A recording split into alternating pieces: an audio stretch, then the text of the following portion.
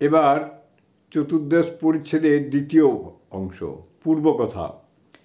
স্ত্রীর অশোকে কামারপুকুরবাসীর থরথর কম্প।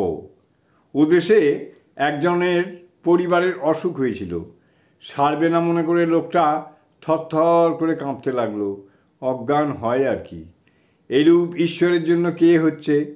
হাজরা ঠাকুরের পায়ের ধুলা লইতেছেন। শ্রীরামকৃষ্ণ সংকুচিত হইয়া, ওগুলো কি? হাজরা, যার কাছে আমি রয়েছি তাঁর পায়ের ধুলো লব না? শ্রীরামকৃষ্ণ, ঈশ্বরকে তুষ্ট করো, সকলেই তুষ্ট হবে। তস্মিন তুষ্টে জগৎ তুষ্টম। ঠাকুর যখন দ্রৌপদীর হাঁড়ির শাক খেয়ে বললেন আমি তৃপ্ত হয়েছি, তখন জগৎ শুদ্ধ জীব তৃপ্ত।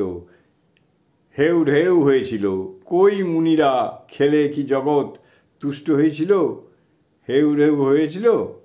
ঠাকুর লোকশিক্ষার্থে কিছু কর্ম করতে হয়, এই কথা বলিতেছেন। পূর্বকথা। বটতলার সাধুর গুরু পাদুকা ও শালগ্রাম পূজা। শ্রীরামকৃষ্ণ হাজরার প্রতি। জ্ঞান লাভের পরও লোকশিক্ষার জন্য পূজাদি কর্ম রাখে। আমি কালীঘরে যাই, আবার ঘরের এইসব পট নমস্কার করি, তাই সকলে করে।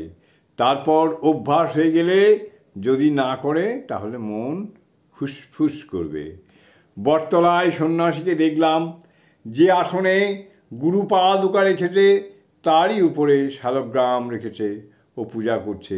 আমি জিজ্ঞাসা করলাম, যদি এতদূর জ্ঞান হয়ে থাকে তবে পূজা করা কেন? সন্ন্যাসী বললে, সব করা হচ্ছে, এ তো একটা করলাম, এখনও ফুলটা এ পায়ে দিলাম, আবার কখনো একটা ফুল ও পায়ে দিলাম। দেহ থাকতে কর্মত্যাগ করবার জো নাই, পাপ থাকতে ভুরভুরি হবেই। জয় ঠাকুর।